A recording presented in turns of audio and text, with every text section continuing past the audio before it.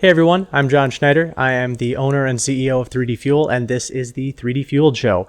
3D-Fueled is a podcast where we talk about 3D printing industry news, different happenings going on at 3D-Fueled itself, and we also tend to get into some small business entrepreneurship topics as well. So I think the last time that I put together one of these podcasts, it definitely was in a different space. It's been far too long. To put it pretty bluntly, we've been incredibly busy. Like, generally speaking, it's been good busy, but it still has been it's been a feat to kind of keep everything going and try and keep up with all of the demand that's coming in with things with materials like Pro PCTG. So, this episode, we're not going to be covering news topics. This is just going to be more of an update on 3D-Fueled things. As you can see, if you're watching this in video form, we're in a different space. So in our production facility, and I'm going to do my best to try and pull out all of the machinery noise. Like, just on the other side of the wall over there are some of our production lines, and so you kind of hear that whirring of the motor. But I'll try and pull some of that out. Where we're at right now used to be an unfinished mezzanine space up above the break room in the building. So we added more production lines, which meant there wasn't a place for my desk and my production manager's desk to be anymore. And we were already sharing a desk, which is, if you've ever had to share a desk with a coworker, not that he's bad or anything like that. It's just you're cramped on space. You don't have enough room to spread out. I do all sorts of print testing throughout the day. So, I mean, little things like this, for example, like this print test, I mean, having an entire desk just littered with those types of prints, it doesn't leave a lot of room for, I don't know, having organized thoughts. On top of that, we were down on the production floor. There's a benefit to that in that you always know what's going on the floor, but the downside is that you don't really get any time where you're able to get work done. I mean, if you've ever worked in an office and you have people that you're managing and they're right there, if they can see you all the time, if you're right there, it doesn't really give them any opportunity to problem solve on their own. So in a lot of cases, now they're able to figure out some of the things or answer a question rather than going immediately and shouting over the desk to one of us. They say, okay, well, let me see if I can figure this out. Did John train me well enough to be able to solve this on my own?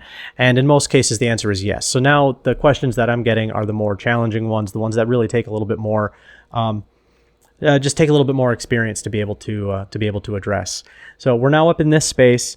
Both my production manager and I are up here. We've added a countertop, and so now we have five 3D printers up here. So we're able to do profile development a lot faster. Before, we were having to go down. Well, I was the one doing the development. I would have to go down to the retail shop where we have our small print farm, and it was just a lot of back and forth. It wasn't very efficient.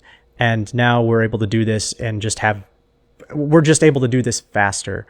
We also have more space to spread out. We've moved the photography setup up here. So we have all of our lights up here, our backdrop. So now we're able to just take pictures and do all that stuff a lot faster for new products.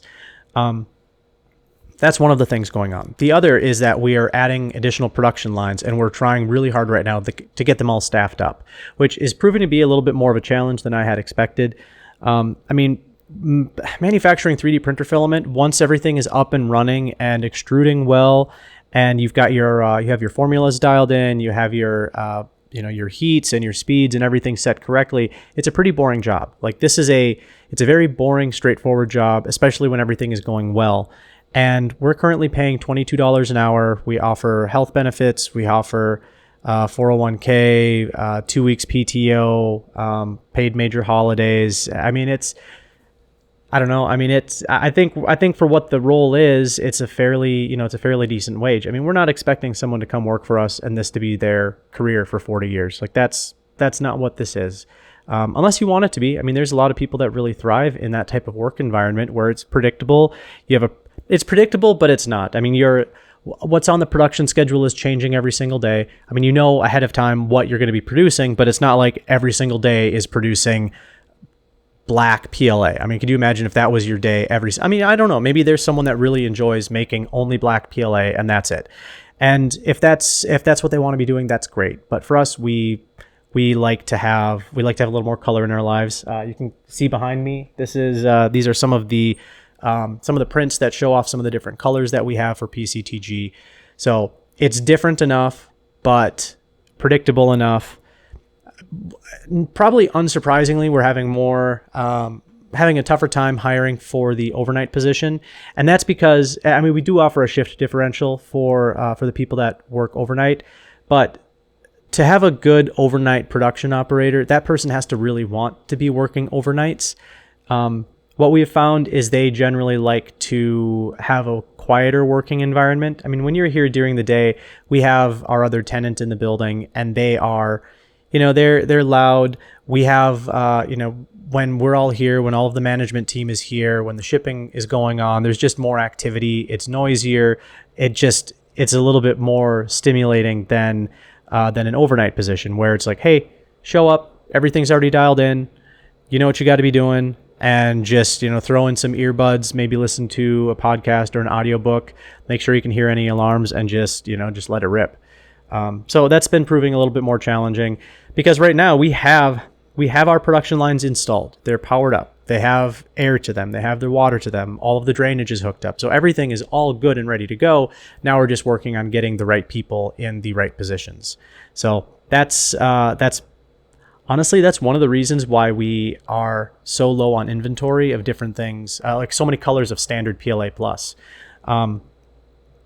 We get that there are a lot of other options out there for PLA. We do believe that our PLA is very, very good, but we also know we're not the least expensive PLA.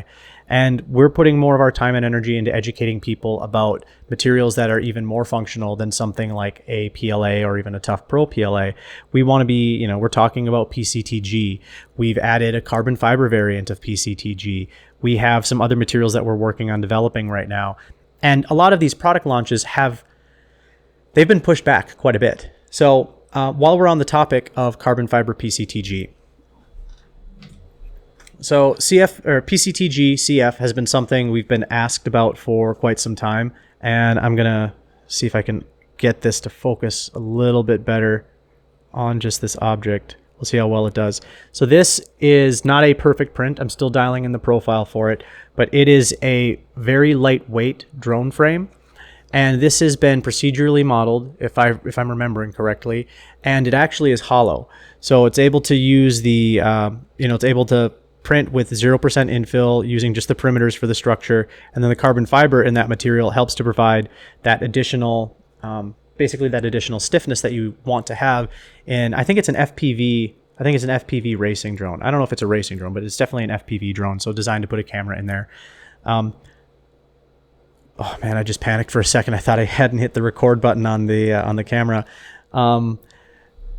So PCTG-CF, that's a product that we had expected to have released way back in September, maybe October at the latest. But because the production lines took that long to get connected, we lowered the price on PCTG to make it more attractive to more people to start printing with it. We believe very strongly in it, but that also increased demand quite a bit. And then going into the holiday season, we just didn't have the line time to be able to produce that PCTG-CF. Now that we've produced it, it's a much stiffer version of PCTG. It has much better tensile strength. You do lose some impact toughness, and then you do have to be more careful with layer delamination, but that's kind of a general rule of thumb for many, if not most, carbon fiber filled 3D printing filaments. You have really good interlayer adhesion. So within the layer, you've got good bonding, but then from one layer to another. So we've been doing a lot of things, tweaking the settings on cooling fans and speeds in particular. And what we've been finding has actually been leading us to create even better regular PCTG profiles with the cooling fans, just giving better layer to layer adhesion. We don't have those profiles up yet, but we are working on them. We also have 10 new, this isn't all of them, but we have 10 new colors of PCTG that we're planning to release. So this one bubblegum pink, this is actually not a completely new one. We used to have a bubblegum pink in the past. And then we have a few new ones for the toolbox line of colors. We have, this is another one of the toolbox. So I think we actually have, we have 4 colors for the toolbox lineup. And then We've been asked for a lot of pinks and then a kind of more of a 90s blue. And so that's what we're going to have there. And we're finalizing the color names on this. This one is almost more like it's not quite a plum, but we don't think it's quite a choke cherry either. This one we're kind of doing a little back and forth on the color name, but it's a very, very, very dark purple, very deep purple. And then we have, this is I don't know how well it's going to show up on screen, but this is a transparent purple. So we think that one's going to be pretty popular. The other things that we're working on are the glass-filled versions, or the glass-filled version of PCTG. We have that material. It's been compounded. It's been in our facility for at least 2, I think even 3 months, and we just haven't had the line time to run it because we need to keep things like Midnight Black Pro PCTG in stock. We need to keep things like all of our existing toolbox colors of PCTG. We need to keep brightest white PCTG in stock. We need to keep matte black PCTG in stock, transparent ruby red. I mean, I think by the time it's all said and done, and we have these new colors added, we're going to be at, I think it's 54 colors total. And then some of those colors are going to go into the glass-filled PCTG version. So I don't have a timeline on that yet. But then we have some other materials that we really want to get out. There's some nylon materials that we've been very excited about. I can't quite share details on that yet, but it does include glass-filled and carbon fiber-filled versions of it. But I think just the base nylon people are going to be really excited about. I will say one hint that it is a nylon that used to be on the market, and we acquired the rights to it, and then it will be coming back. So I just don't have a definite timeline on that. We also have Farm Fuel, which has not launched yet. So we really need to get these production lines staffed up. Trust me, we're pushing hard. And we've also ordered some automated winders for our production lines too. So we're not going to be installing them on every single production line yet, because some of our lines, we make the larger spools, like the 4 kilograms, the 25-pound spools. And then we also do some, gosh, what am I trying to say here? Some of the more brittle materials, we're just not certain how well it's going to work with the automated winder. So we just don't want to put that on all of our lines, but that will it'll give us more flexibility when it comes to production. We've actually put money down on the automated winders, but we're not expecting them to show up until, well, the timeline I was given was April sometime. So that means I should expect them to show up in May, and maybe by June we'll have them up and running and commissioned. But that's going to let us get much more consistent, even wines. I know that we've gotten better wines with the winders that we upgraded last year. We didn't spend a crazy amount of money on those upgraded winders. It just allowed for better positioning of the filament. But these new automated winders are going to do that and just crank it up to 11. So that's a lot of what's been going on our side. I know there's a lot that's been going on in the industry, and if there's one thing that's very clear, it's that 3D printing, especially desktop FDM 3D printing, is here to stay. There's a company out there, Wiglets. You probably have heard about them. They make these little fidget toys. If you've ever gone to like a smaller toy store, you've probably seen their retail display. So this is a company that barely existed 2 years ago. I believe they're based in Utah. The company was, I think it was originally called Z Bailey Designs or ZB Designs, something like that. And then they created this brand, and they're in Target stores. They have, they have an end cap or a side end cap in Target stores. And at Toy Fair, they just won Collectible Toy of the Year. I mean, that's to go from basically a non-existent company with a barely existent product line. And now I think they have 1,000+ Bamboo Lab printers that are all printing nonstop, 24 hours a day, 7 days a week. If you haven't, check them out on social media. It's really impressive what they're doing. They're a company that really knows how to market their stuff, and 3D printing for them, really, it's not about the fact that it's 3D printed. Like, yeah, that's how they're making these, but ultimately it's about how they're marketing it, how they're branding it.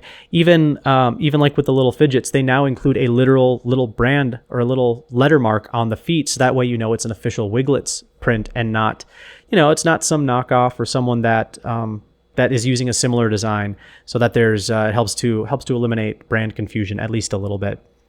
I'm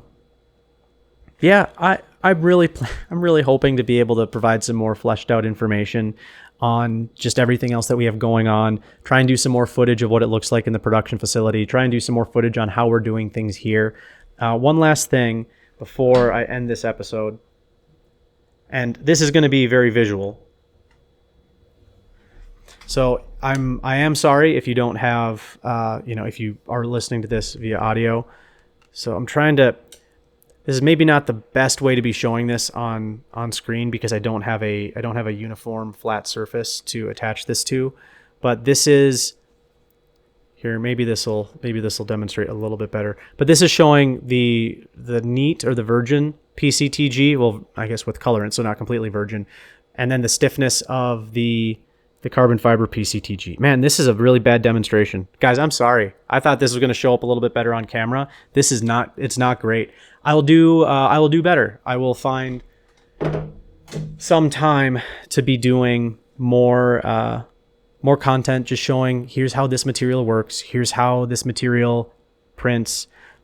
Here's what it's capable of. And also here's what it's not capable of. Because like I said, with carbon fiber PCTG, yes, you gain stiffness. Yes, you gain tensile strength, but you do lose impact toughness because stiffer means it's more brittle, which means it's more prone to breaking. And you also lose some of that layer to layer adhesion. I believe with the glass filled version, we will see less of a loss in impact toughness, but I think you also will see less of an increase in the stiffness and the tensile strength. So if you guys have questions on any of this stuff, please drop questions down below. I'm going to try and answer more of these. I know I'm filming this in the evening on Monday. I may even try to do another episode and film it this coming Thursday night so I can be a little bit more responsive. I think that this video is going to be posted on Tuesday, probably midday. I may still go home and do editing on this tonight, just a quick and dirty edit. It's not going to be anything, not going to be anything stupendous. But yeah, if you have any questions, let me know. Thank you again for watching. It's good to be talking to you again, and I will talk to you very soon. Bye.